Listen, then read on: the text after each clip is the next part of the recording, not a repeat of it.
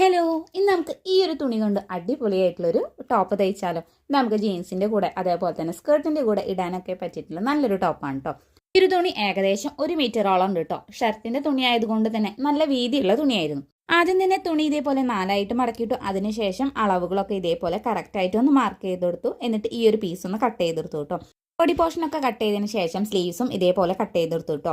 ഈ ഒരു വീഡിയോ ഞാൻ എടുത്തു വെച്ചിട്ട് കുറേ ദിവസമായി, പക്ഷേ എനിക്കിതിൻ്റെ സ്റ്റിച്ച് ചെയ്യണ വീഡിയോ ഒന്നും എടുക്കാനായിട്ട് പറ്റിയില്ല. കാരണം അതിനുശേഷം ഭയങ്കര മഴയായിരുന്നു. ഒന്നെങ്കിൽ കറണ്ട് ഉണ്ടാവില്ല, അല്ലെങ്കിൽ ഭയങ്കര ഇരുട്ടായിരിക്കും. അപ്പം നമുക്ക് ഇതിൻ്റെ ഫൈനൽ ലുക്ക് ഒന്ന് കണ്ടാലോ. അപ്പം അതെ, ഇങ്ങനെയാണ് ഞാൻ ടോപ്പ് അടിച്ചിട്ടുള്ളത്.